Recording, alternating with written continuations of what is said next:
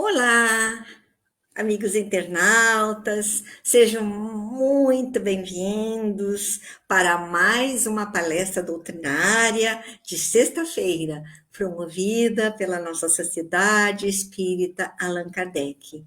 Como sempre, convidamos aos amigos, as amigas, para que nos sigam nas plataformas do Facebook, nosso site, nosso Instagram, onde disponibilizamos as nossas atividades com os respectivos horários. Nossas palestras são gravadas no Facebook e também no YouTube e disponibilizamos também no Instagram. Queridos amigos, as palestras doutrinárias de sexta-feira, quando nós fizemos os convites para os nossos queridos expositores, nós sempre permitimos, né, que é um tema livre, um tema doutrinário livre, exceto quando nós temos um mês onde há uma homenagem, como neste mês, a Allan Kardec ou outros homenagens, então nós pedimos temas específicos. E hoje nós vamos propor algo para vocês, queridos. Se alguém tiver interesse, se vocês tiverem interesse de algum tema específico, podem colocar, olha, quero falar sobre mediunidade, por exemplo, ou outro tema, e nós vamos, então, de acordo com as possibilidades, trazer esses temas, tá, que são tão importantes. Então, queridos, agora vamos para a nossa página evangélica, e hoje nós vamos ler do Evangelho segundo o Espiritismo, o prefácio. O Evangelho segundo o Espiritismo tem dois prefácios. Um pequeno, que é um prefácio ditado pelos espíritos benfeitores, e o outro, que aí é uma prefácio e uma introdução, prefácio e introdução, mesma coisa, aí então Allan Kardec, né, que é uma introdução longa. E nesse prefácio, conforme nós falamos, são vários espíritos que fazem parte da falange do Espírito de Verdade. Muito linda. Então vamos ouvir. Os Espíritos do Senhor, que são as virtudes dos céus, qual imenso exército que se movimenta ao receber as ordens do seu comando, espalham-se por toda a superfície da terra. E, semelhantes às estrelas cadentes, vêm iluminar os caminhos e abrir os olhos aos cegos. Eu vos digo em verdade que são chegados os tempos em que todas as coisas hão de ser restabelecidas no verdadeiro sentido, para dissipar as trevas, confundir os orgulhosos e glorificar os justos. As grandes vozes do céu ressoam como sons de trombeta, e os cânticos dos anjos se lhes associam.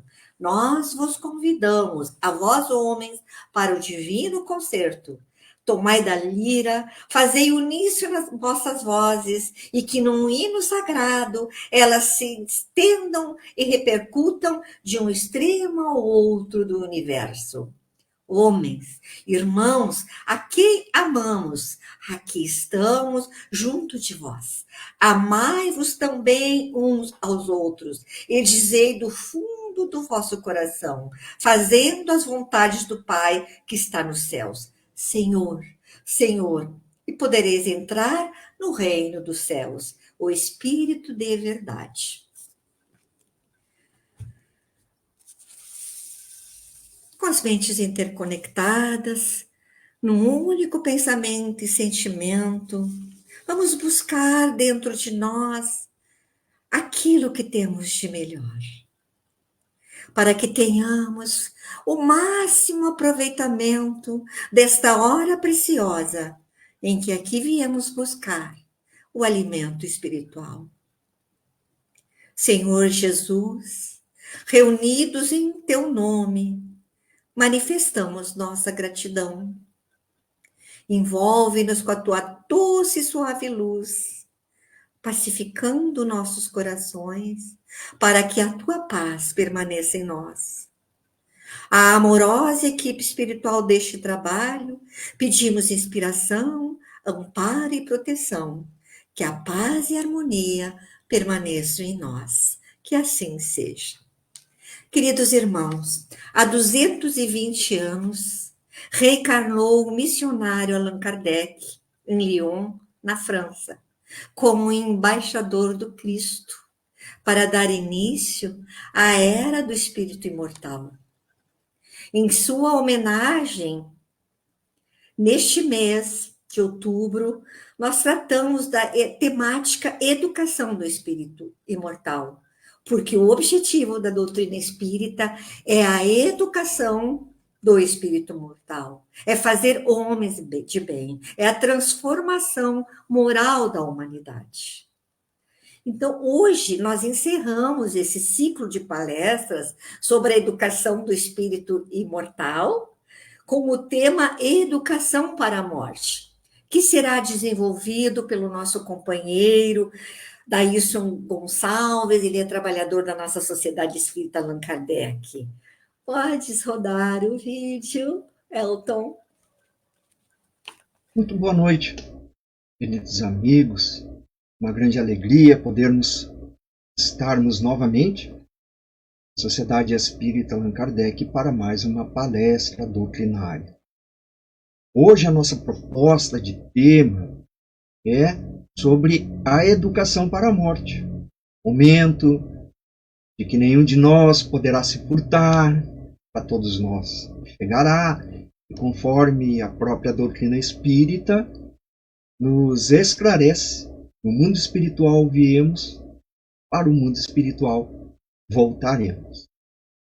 Nós vamos citar várias obras da codificação e mais 3 obras para nos ajudar nas reflexões em torno do assunto de hoje, que é a educação para a morte. Na introdução do Céu e Inferno, nos itens 1 e 2, nós vamos encontrar que a certeza da vida futura, ela não exclui as apreensões quanto à passagem desta para outra vida. Há muita gente que teme, não a morte em si, mas o momento da transição. Aí fica uma pergunta para a nossa reflexão e que de alguma maneira vai ser, vamos dizer assim, ponto em que estaremos mais nos debruçando no encontro de hoje. Sofremos ou não nessa passagem? Por isso, muitos se inquietam. E com razão, visto que ninguém foge à lei fatal dessa transição. Podemos dispensar, adiar, cancelar, reagendar uma viagem neste mundo, menos nessa. Ricos e pobres, todos devem fazer. E por mais dolorosa ou não que seja essa franquia, nem posição, nem fama e nem dinheiro poderá suavizá-la. Nós gostaríamos também de citar uma outra obra que é de Herculano Pires, pós-mortem, por assim dizer, porque ela foi justamente editada alguns anos após a sua morte, mas os escritos eram de autoria de Herculano Pires. E o título Educação para a Morte vai novamente nos remeter a algumas questões. A diferenciação que existe, inevitavelmente, entre aquele que não acredita na vida após a morte e aquele que acredita. Como nós, os espíritos, que inclusive nos debruçamos sobre isso. Não só acreditamos, estudamos nos nossos grupos de estudo. Então, para os materialistas, esse título significa educação para o nada. Mas para nós outros, que entrevemos a imortalidade da alma, esse título é de alguma maneira grandioso e muito importante. Pois que passamos assim a compreender que a morte nada mais é do que o término de uma experiência evolutiva, material, necessária, e o retorno à nossa verdadeira pátria. Pois que a nossa verdadeira pátria é o mundo espiritual. aqui estamos de passagem, em experiências, ora num corpo, ora no outro, mas nossa pátria verdadeira é o mundo espiritual. Então, nesta obra, Herculano Pires nos mostra que o ser humano precisa se educar para a morte, para que ela se dê de uma maneira mais amena. Em outras palavras, para que a gente se prepare para o que vai enfrentar nesse retorno, como já vimos ali, é que ninguém poderá se furtar. Não só nos prepararmos para esta vida atual, mas também para esse momento, intelectualmente, moralmente, para as próximas existências, alternando-se entre o mundo espiritual e o mundo corporal ao longo do processo evolutivo a que estão vinculados todos os seres do universo. Nós gostaríamos de trazer uma poesia que Herculano Pires passou, através da psicografia, a um médium na garagem da sua residência, pois à época ainda não havia o centro espírita em que depois foi fundado. Então, os esclarecimentos, a reunião mediúnica e todas as demais tarefas pertinentes ao centro espírita que estava ali iniciando eram realizados na garagem da casa de Herculano Pires. E essa poesia está no Jornal Espírita da cidade de Viseu, edição de setembro de 1986, publicada em Portugal. Então foi uma entrevista de Heloísa Pires que concedeu a esse jornal, trazendo a lume, à luz, esse episódio. Então a reunião estava para começar. Herculano antes foi ao banheiro e se atrasou e a reunião começou. Como nós sabemos, temos horário para iniciar em respeito à equipe espiritual que precede, que prepara e que trabalha na reunião mediúnica. Então, ao fechar a porta do banheiro no andar superior, ele sentiu-se mal. Avisou os familiares que estavam por ali, foi levado ao hospital. E como a reunião já tinha começado, quem estava na reunião, na garagem, não sabia. E ele tinha passado mal, que tinha levado para o hospital. Apenas os familiares, com exceção de alguns que já estavam ali na reunião, encontravam-se no hospital, esperando ali o resultado daquele mal súbito. Ninguém imaginava que ele iria desencarnar tão repentinamente. Logo que chegou no hospital, houve a morte. Nessa hora, no horário da morte, um médium, ali na reunião, lá na garagem, trouxe 2 mensagens e depois entregou para a tia de Heloísa Pires, a senhora Maria de Lourdes Ferraz. Uma mensagem de um espírito que se dizia feliz, porque Herculano tinha cumprido a sua tarefa e que chegara a hora da libertação. E outra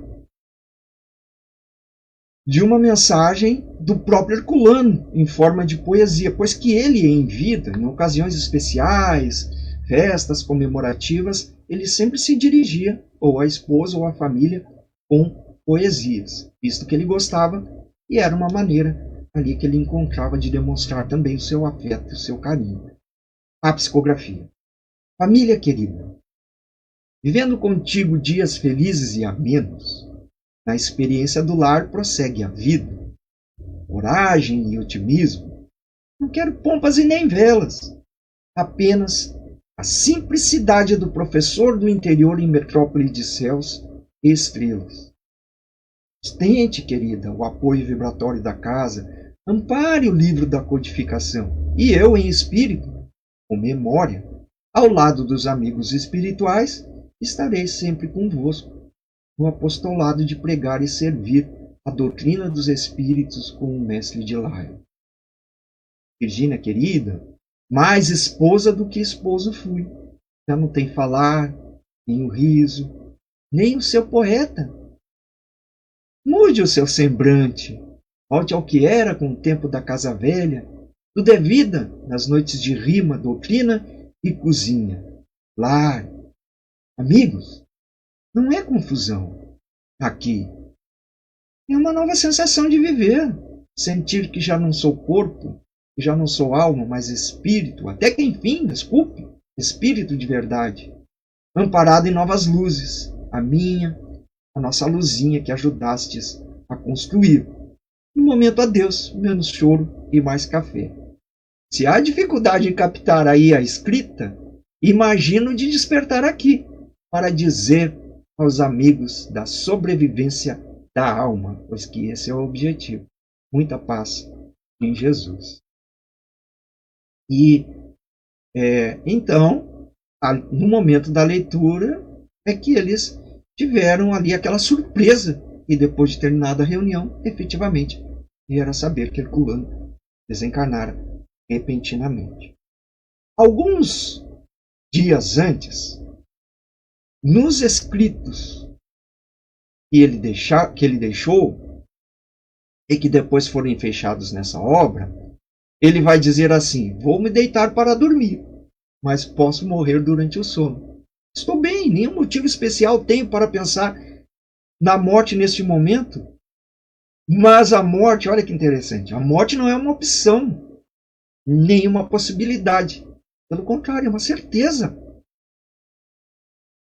Poderíamos dizer que é a única certeza que temos de que vamos morrer, desencarnar para nós os espíritos. E para os que estão lá no mundo espiritual, ainda em processo evolutivo, também tem a certeza do quê? De que irão renascer. Então, é essa solidariedade, por assim dizer, entre as existências, entre estar no mundo espiritual e estar no mundo corporal. É curioso notar que nosso tempo é tão corrido, nós só cuidamos de nos educar para a vida e esquecemos de que não vamos viver para sempre. E a morte é inevitável. E quantos de nós chegamos até esse momento sem o menor preparo? As religiões procuram nos preparar, mas muitas vezes nos preparar até ali o momento do corpo frio, do corpo inerte, e não exatamente para a continuidade dessa vida, que foi por primeira vez tratado, abordado, exemplificado por Allan Kardec, e cuidou da psicologia da morte e dessa educação para a morte em nosso tempo. Realizou uma pesquisa extensa e exemplar sobre o fenômeno da morte. Os vários diálogos que tem na Revista Espírita, publicada por ele, e que trazem ali comunicações de mortos, de vivos, de espíritos felizes, de espíritos em situações difíceis, de espíritos suicidas, de espíritos criminosos, e que nos servem de alento, de consolo, ou de alerta e de observação para esta questão do nosso próprio retorno à parte espiritual. E também, há mais de um século, nos traz, através das obras do Pentateuco Espírita, o Livro dos Espíritos, o Livro dos Médiuns, o Céu e o Inferno, que traz muitas dessas comunicações, dessas sensações e percepções do Espírito na pátria espiritual, o Evangelho segundo o Espiritismo, o que é o Espiritismo, e tantas outras obras que vai nos ajudando, e depois se desdobraram nas obras de excepcional caráter doutrinário, por assim dizer, de acordo com a doutrina espírita, como as obras de Francisco Cândido Xavier, e ali no seu arcabouço nos ajudam a entender, a compreender, a interpretar e, em consequência, a nos preparar para o fenômeno da morte, como nós vimos ali, todos nós enfrentaremos mais cedo ou mais tarde na nossa caminhada. Bom, queridos amigos, dando continuidade, nós queríamos agora abordar então alguns aspectos das nossas obras da codificação. Em O Livro dos Espíritos, também vamos trazer muitos itens, mas ainda nos detendo no Céu e Inferno, ainda no item 1 e no item 2, nós vamos encontrar que o Espiritismo pode dizer-nos como se opera essa transição, quer pelas noções mais positivas da natureza da alma, quer pela descrição dos que deixaram este mundo. O conhecimento do laço fluídico, a que nós chamamos perispírito, que é o que une o espírito ao corpo, que é de matéria. Então, para que haja essa união do aspecto espiritual com o aspecto material, corporal, por assim dizer, é necessário que haja um intermediário, que é o perispírito de natureza semi-material. Poderíamos dizer, no exemplo pobre, ambíguo, dupla, uma duplicidade dos dois elementos, para que possa haver essa união. E então, isso é a chave para essa também dificuldade ao retorno na pátria espiritual. Na encarnação, pelo momento da concepção, do início do processo, miose, mitose, uma célula, lembram? 2, sempre aos pares, 4, 8, 16, 32, 64, vai se formando os órgãos que têm as suas matrizes nesse corpo espiritual. Aqui chamamos perispírito. Então, ali a formação molécula a molécula, célula a célula. Pelo desencarne, que é o objeto do nosso estudo hoje, há que haver o desligamento desses mesmos pontos de contato, desses laços perispirituais do corpo físico, que retornam ao perispírito e se alojam nos chamados centros de forças. Então, com a desencarnação, o espírito retorna ao mundo dos espíritos que havia deixado momentaneamente. Agora sim, o Livro dos Espíritos, questão 149, no seu comentário. No entanto, nós vamos ver no decorrer do nosso encontro que isso não é inopinadamente. Corpo frio e a gente já em posse de todas as nossas faculdades. Não. Vamos nos utilizar ainda da obra A Gênese, lá no seu capítulo 11, em que vamos encontrar a referência que nós comentamos. O perispírito se desprende molécula a molécula, restituído assim a liberdade. No entanto, não é a partida do espírito que determina que o corpo morra. É importante para a nossa compreensão. É a morte do corpo, no seu aspecto clínico, a morte do tronco, a morte cerebral, é que vai determinar a partida do espírito. Voltando lá na questão 309 do Livro dos Espíritos. Como considera o espírito com o corpo que vem de separar-se? Pergunta que Allan Kardec fez na espiritualidade. Resposta: como veste imprestável e o embaraça, sentindo-se feliz por estar livre dela. Pergunta ainda: que sensação lhe causa o espetáculo do seu corpo em decomposição?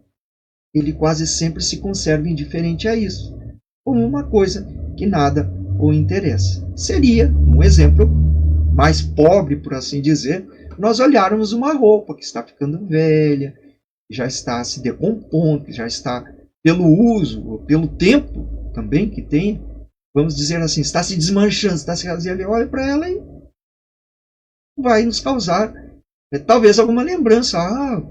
Participei, foi a roupa do meu casamento, foi a roupa de uma ocasião especial, mas não serve mais. Ainda na questão 165 do Livro dos Espíritos, nós vamos encontrar mais alguns aspectos sobre a perturbação. E ela é muito variável, esse tempo, essa perturbação que se segue à morte. Pode ser de algumas horas, como também de muitos meses e até de muitos anos. Como entender essa perturbação? Pois bem, o desencarne, morte, é uma cirurgia complexa. Não é algo simples. Nós poderemos, de novo, estabelecer o paralelo, uma cirurgia de grande porte. E todos aqueles que já passaram por uma cirurgia, e foi necessária anestesia, quando a gente desperta, não é de repente, abri os olhos, acordei, pronto, já posso ir embora, já saio caminhando, já entendo tudo, já compreendo tudo. A gente sabe que não é assim. Nós vamos abrindo os olhos. Eu passei por um processo cirúrgico, só para ilustrar, não querendo fazer nenhuma referência a eu, as minhas experiências, não, apenas a título de ilustração. Quando eu passei por um processo cirúrgico, despertar da anestesia, na minha experiência, foi assim.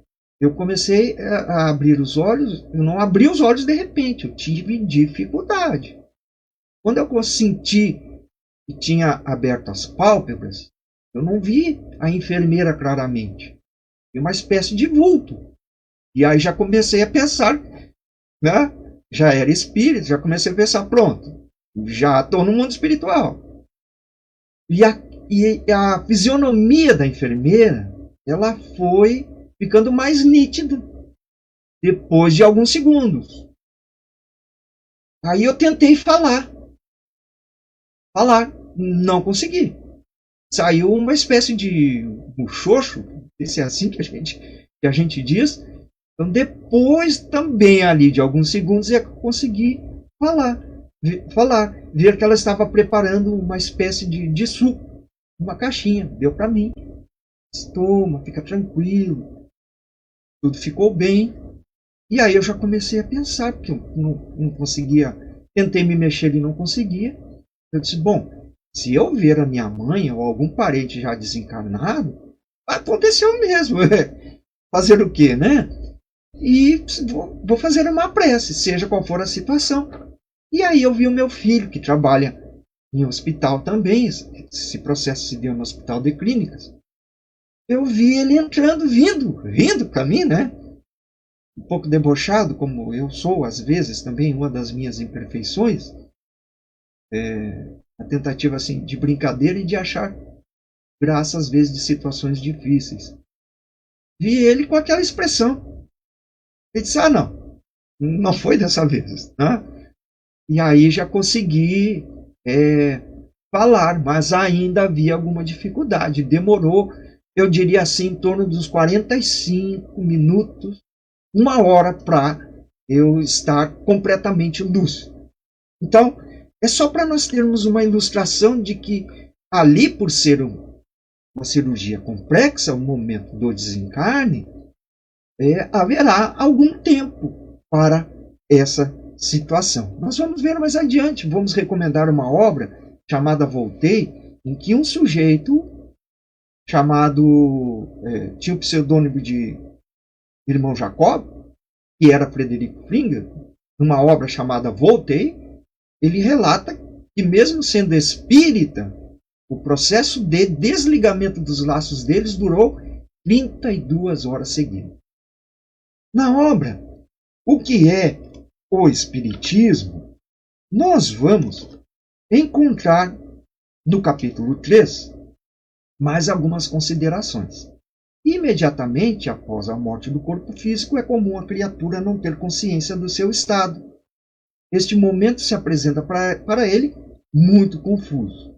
Ele precisa algum tempo para se reconhecer. Conserva-se tonta, no estado de um homem que sai de profundo sono e que procura compreender a sua situação. A lucidez das ideias e a memória, conforme o aspecto evolutivo da pessoa, lhe voltam à medida em que a influência da matéria se dissipa. E quando isso acontece, é como se fosse um nevoeiro que se dissipa e lhe esclarece, digamos assim, lhe abre as ideias, pois que antes os pensamentos estavam obscurecidos.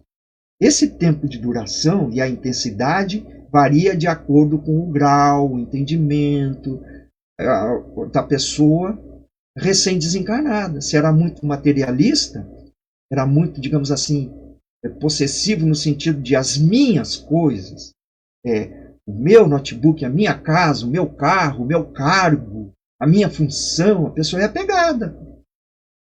Então ela vai ter esse mesmo sentimento em relação ao corpo, o meu corpo. Já para aquele cuja consciência já está algo liberto, esse momento é mais fácil.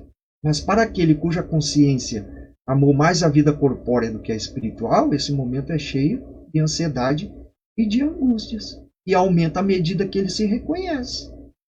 Todos nós, com o estudo do Espiritismo, vamos compreendendo questões muito importantes para a nossa evolução, como a reforma moral, como a mudança de comportamento, e olhamos muitas vezes para atitudes que tínhamos, ou, como imperfeitos que somos, ainda temos dificuldades em trabalhar, e muitas vezes nos bate à porta da consciência aquele sentimento de ainda ter alguma imperfeição. Imagina ao reconhecer-se no mundo espiritual com algum erro grave.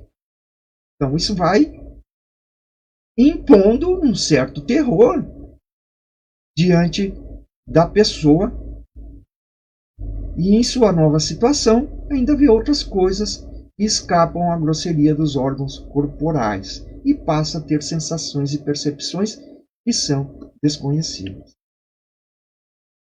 Uma outra obra que nós vamos abordar para a nossa reflexão é a obra O Consolador, de Emmanuel, pelo espírito de Emmanuel, pela psicografia de Francisco Cândido Xavier, na sua página 92, que nos diz que nos primeiros tempos da vida além túmulo, a alma procura, naturalmente, pois é o modo de ser da pessoa, as atividades que lhe eram prediletas no círculo da vida material, obedecendo o quê? Os laços de afinidade, tal qual se verifica nas sociedades do vosso mundo. Então, a pessoa que era viciada, ela vai procurar as pessoas do mesmo jaez. Pessoas criminosas saem dali e vão procurar quem? Pessoas também criminosas. Os homens de bem vão procurar aqueles que lhes são afins. Então, cada um de acordo com o seu aspecto evolutivo. Por isso trouxemos a correlação anterior de que cada um desencarna conforme viver, de acordo com o aspecto evolutivo de cada um.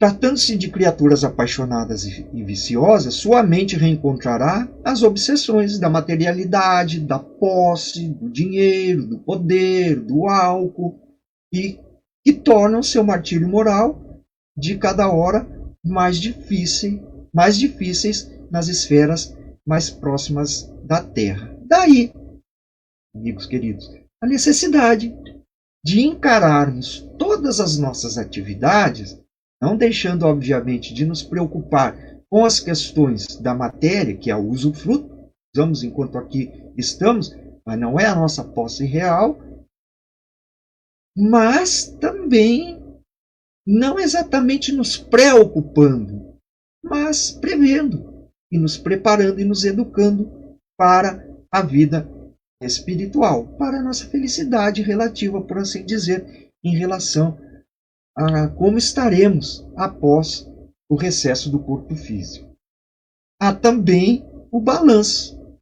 É tão interessante, depois nós vamos abordar a obra Voltei, o irmão Jacob, ele relata todo o processo desencarnatório, etapa a etapa, laço a laço.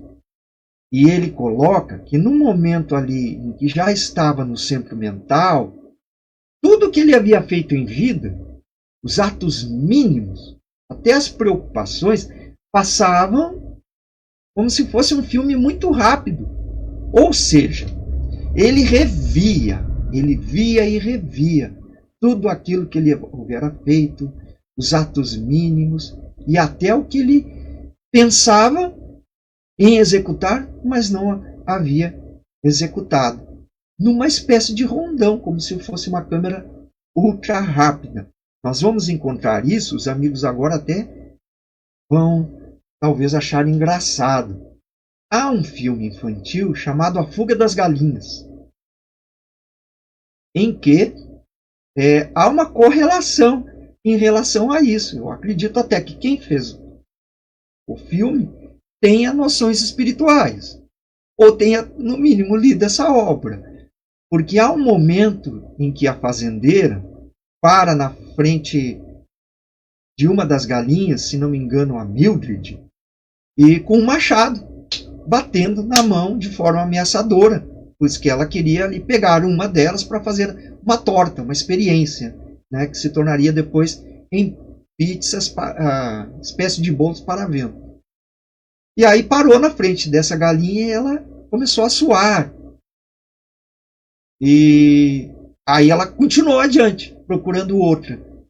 Aí ela vira para a amiga e diz: ai, amiga, a minha vida toda agora passou na minha frente. A gente pode compreender também com o ensinamento da espiritualidade que é uma espécie de balanço. A gente, além de estar passando as nossas experiências, os arquivos, vamos dizer assim, os arquivos desse disco rígido, que vai se tornar inútil daqui a algum tempo, para o disco rígido do perispírito, que continua. É como se fosse um backup.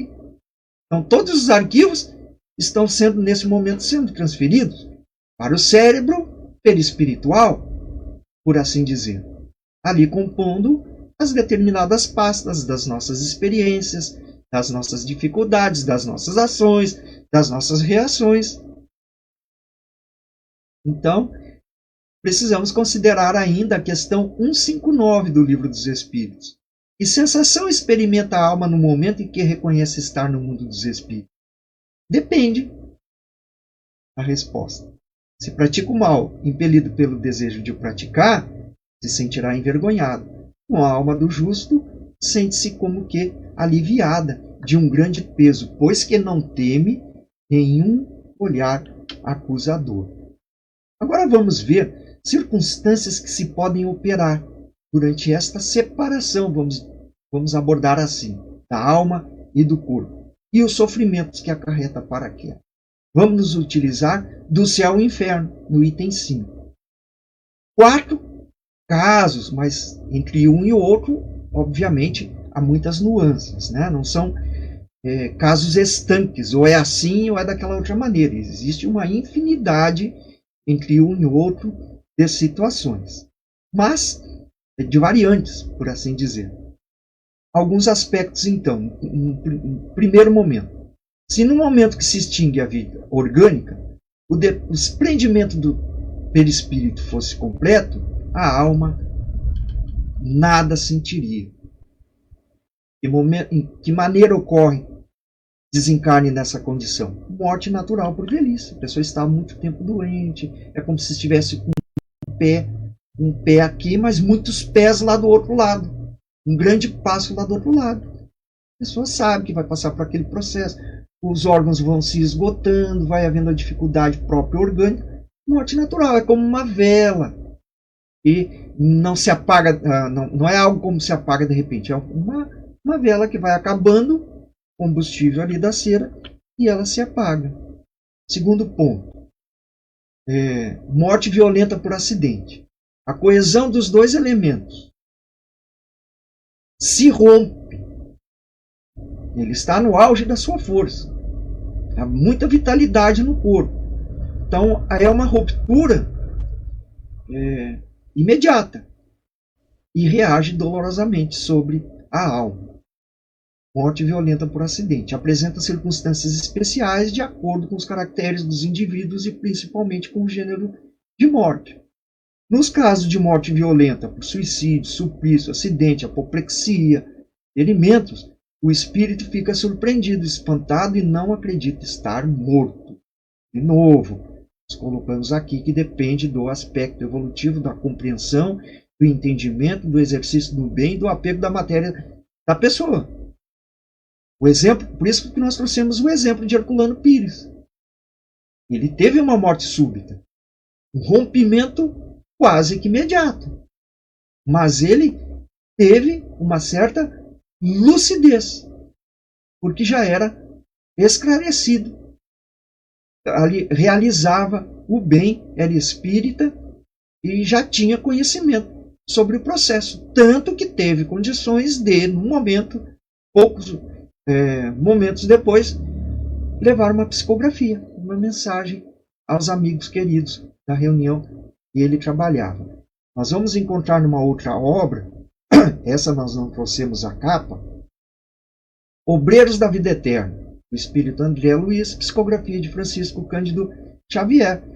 Várias etapas, vários processos desencarnatórios de pessoas em determinadas condições, Dimas, Cavalcante, e uma pessoa chamada Adelaide, que era trabalhadora de uma instituição, tinha pleno conhecimento, fazia o exercício do bem, nos diz na obra que ela tem ali condições de ela própria estar realizando desligamento dos laços perispirituais.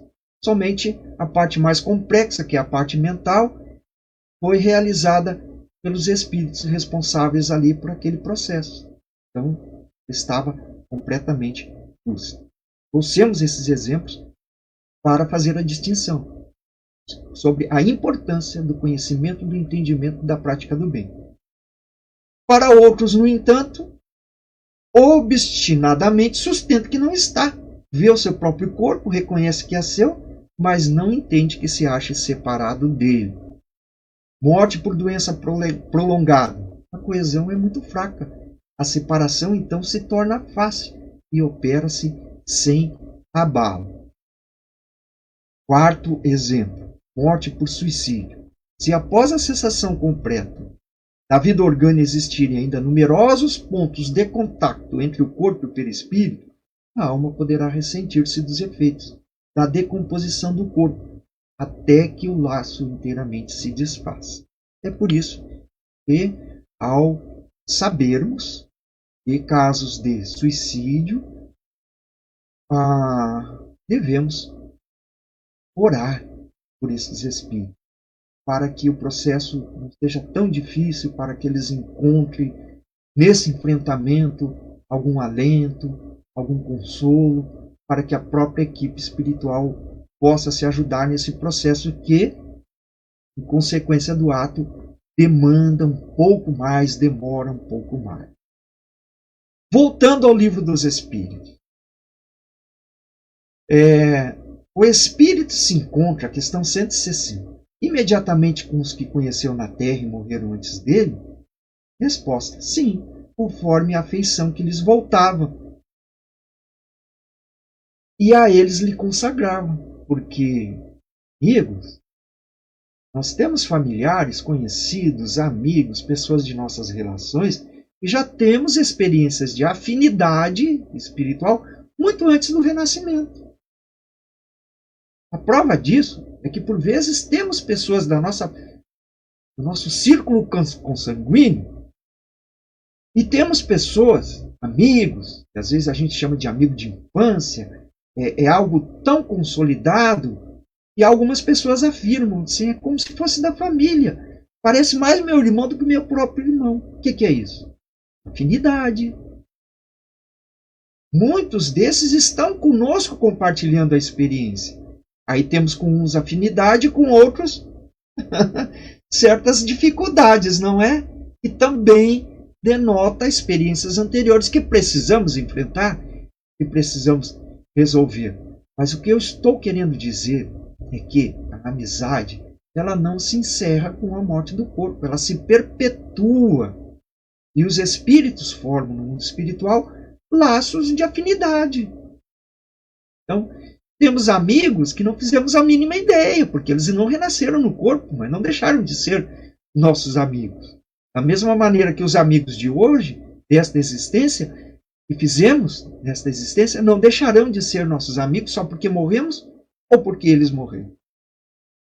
Certo?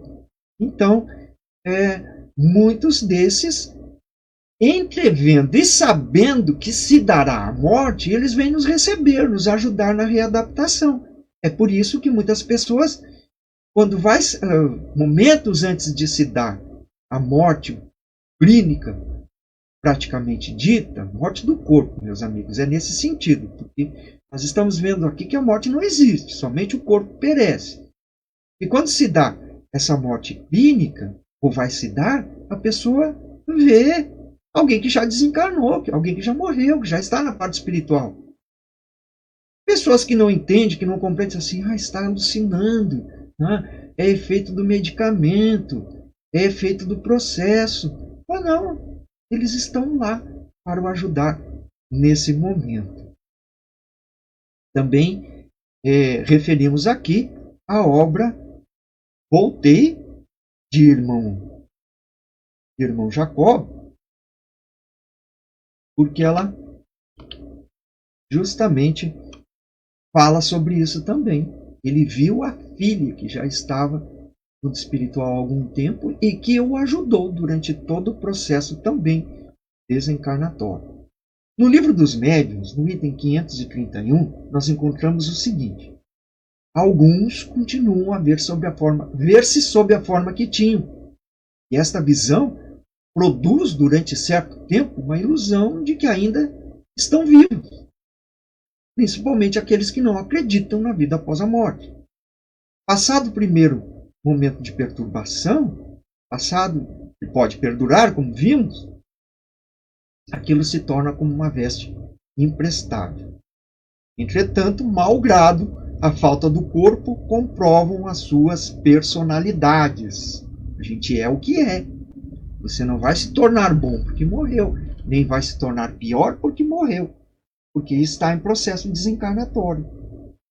Aliás, estamos falando morte, desencarnação, morreu, desencarnou. Há uma distinção, meus amigos.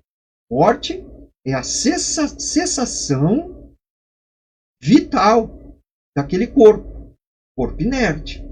Desencarne, como estamos vendo, pode demorar algumas horas. Então, corpo frio não significa libertação do espírito, certo? Precisamos fazer bem essa distinção. Voltando ao céu e inferno, nós queremos trazer um exemplo.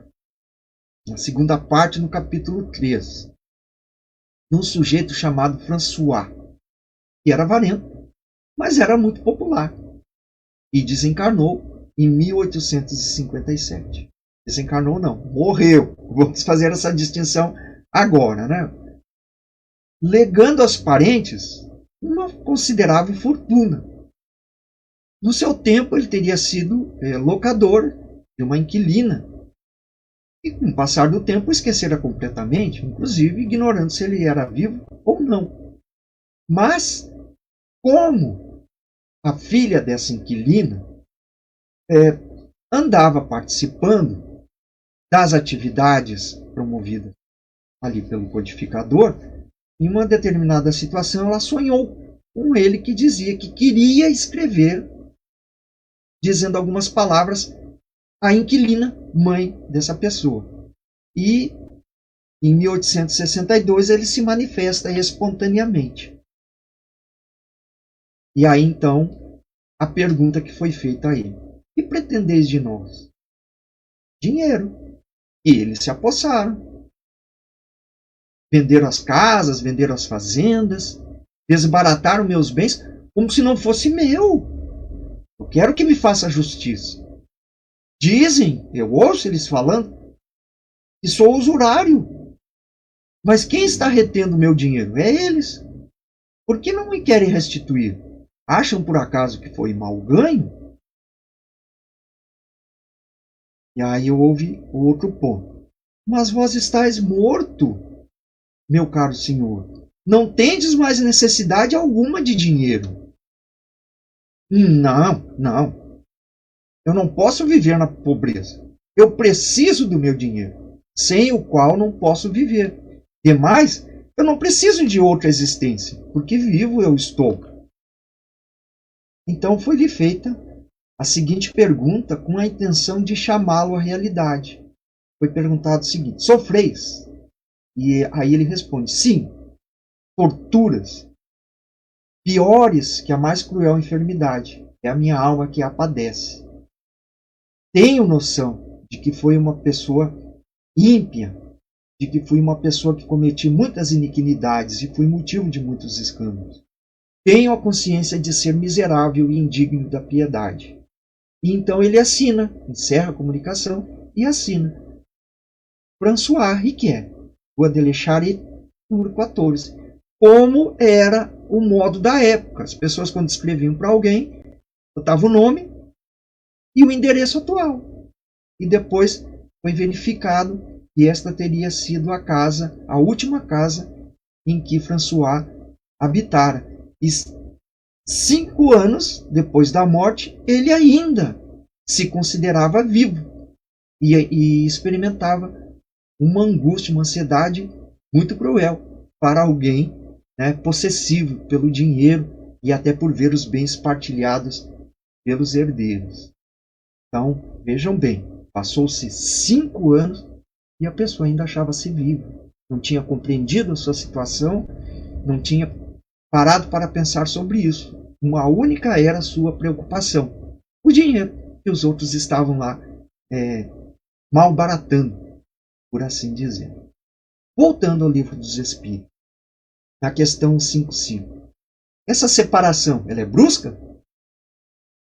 Ou haverá alguma linha de demarcação? Está vivo ou está morto? Está morto ou está vivo? Traçada entre a linha e a morte. Resposta: a alma não se desprende de nopim, e sim gradualmente. Não se escapa como um pássaro cativo que se abriu a porta e se restituiu subitamente à liberdade.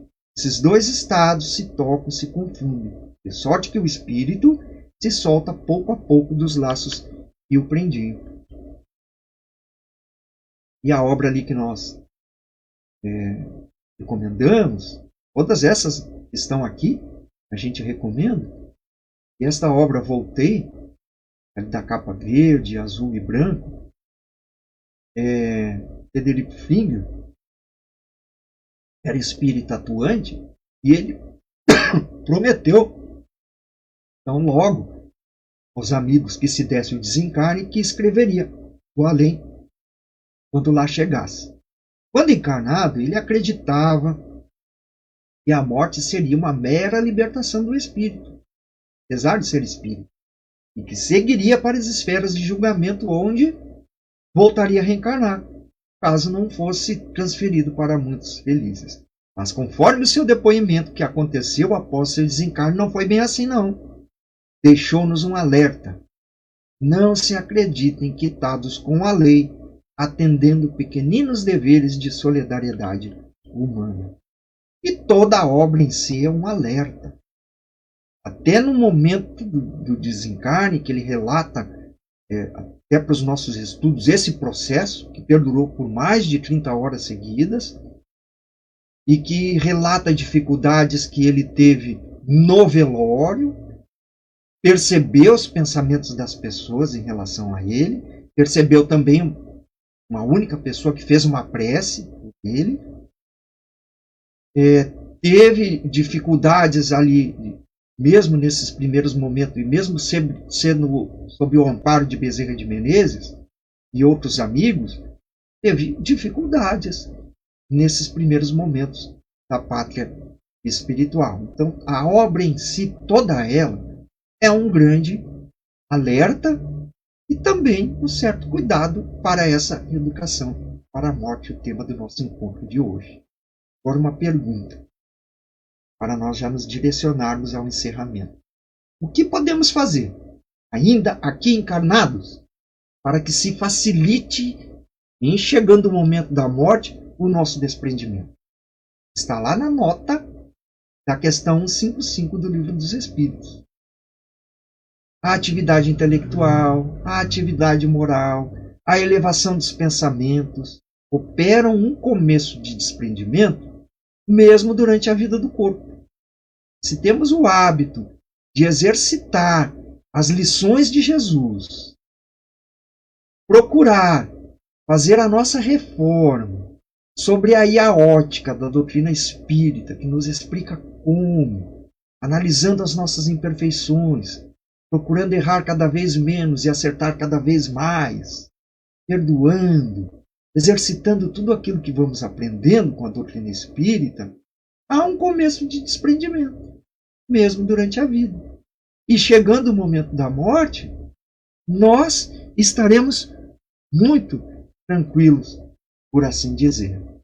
Para encerrarmos, gostaríamos de trazer o capítulo 16 da obra O Evangelho segundo o Espiritismo, lá no seu item 9, que traz assim: o homem só possui, em plena propriedade, aquilo que ele pode levar.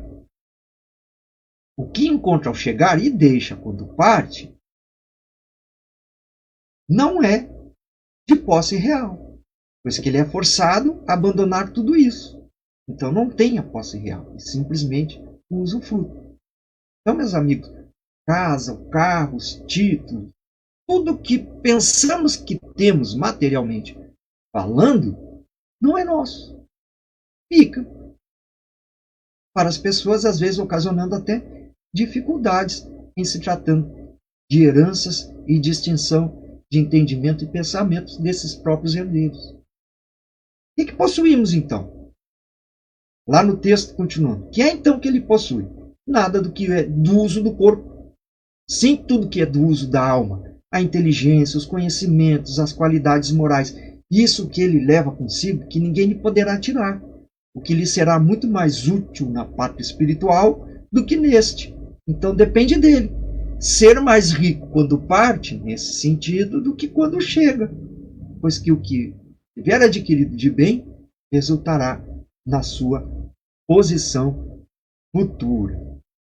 Então, ainda considerando todas essas questões, há muitas propriedades que nós podemos preparar. Os amigos, as lágrimas que enxugamos, os exercícios que fizemos para mudar as nossas disposições dos sentimentos negativos, tentando adquirir ou realçar as virtudes que temos, e todos nós temos virtudes às vezes adormecidas, mas nós as temos.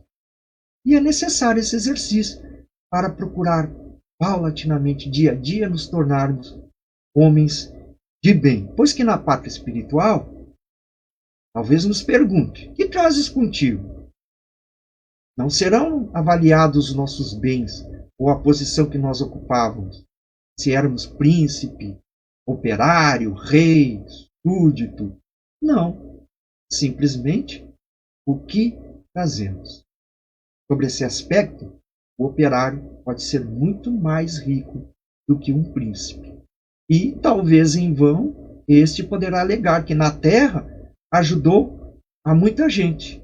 Mas, se não foi sincero, se foi pelo desejo de se mostrar, ele satisfez o seu orgulho, e não exatamente o entendimento do bem para aquela pessoa. Pois os lugares lá não se compram, conquistam-se pelo meio da prática do bem. Temos essas conquistas? Antes de fazermos o fechamento propriamente dito, nós queremos trazer uma outra poesia de Herculano Pires, e algumas semanas depois, já até passado o aniversário da esposa, em que ele também manifestou-se através de uma psicografia, naquela ocasião especial, como ele sempre fazia, e obteve, obviamente, permissão para isso. Há no túmulo dele, num túmulo desprovido de lápide, de ornamento, uma lápide de mármore, onde está a primeira estrofe do soneto Vida e Morte, escrito por Herculano Pires e oferecido à esposa Virgínia no dia do aniversário de casamento. Não procures no túmulo vazio a alma querida que deixou a terra. A morte encerra a vida e a vida encerra a morte, como eterno desafio. Ninguém fica no túmulo sombrio onde somente o corpo é que se enterra. A alma se eleva além da vida e erra em mares de mudança e de amavio. Busca no céu, nos ares, no infinito, na quinta dimensão, no firmamento, o ser querido que te deixa momentaneamente aflito. Hás de encontrá-lo. Quando? No momento, rompendo as ilusões do teu conflito, possa falar-lhe pelo pensamento. O estado do espírito por ocasião da morte pode ser assim resumido. Nos preparemos para ela. Tanto maior é o sofrimento, quanto mais lento for o desprendimento daquele laço que conversamos, o perispírito. A presteza desse desprendimento está na razão direta do adiantamento moral do espírito. Para aquele desmaterializado de consciência pura, que se educou para a morte, que procurou o exercício do bem, a morte é qual? Um sono breve, isento de agonia, cujo despertamento é muito suave.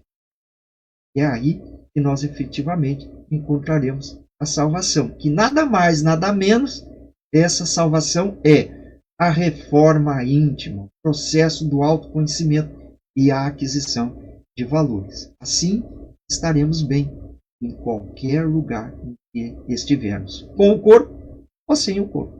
E o conhecimento do Espiritismo, a prática do bem, a consciência pura, exerce uma influência muito grande sobre esse momento, sobre a duração da perturbação após a morte, pois que o espírito antecipadamente compreende a sua situação. Obrigado, queridos amigos, que fique todo esse estudo para a nossa reflexão. Uma boa semana para todos. Até a próxima sexta-feira, até o próximo encontro. Obrigada, Daílson, pela tua participação. Queridos amigos, queridos internautas, nós temos encerrado a nossa live com um parágrafo do Pai Nosso ampliado. Hoje nós vamos então fazer o Pai Nosso no quarto parágrafo. Então, que está no Evangelho segundo o Espiritismo, na coletânea de preces espíritas. Pai Nosso, dá-nos o pão de cada dia. Dá-nos alimento indispensável à sustentação das forças do corpo. Mas dá-nos também o alimento espiritual para o desenvolvimento do nosso espírito. O bruto encontra a sua pastagem, o homem, porém, deve o sustento à sua própria atividade e aos recursos da sua inteligência, porque tu o criaste livre. Tu lhes has dito, tirarás da terra o alimento com o suor da tua fronte. Desse modo, fizeste do trabalho para ele uma obrigação, a fim de que exercitasse a inteligência na procura dos meios de prover às suas necessidades e ao seu bem-estar. Uns mediante o labor manual, outros pelo labor intelectual. Sem o trabalho, ele se conservaria estacionário e não poderia aspirar à felicidade dos espíritos superiores. Senhor Jesus, agradecemos as luzes que nos concedestes, que as lições recebidas hoje fiquem gravadas nas nossas almas e, sobretudo, que elas sejam aplicadas no nosso cotidiano.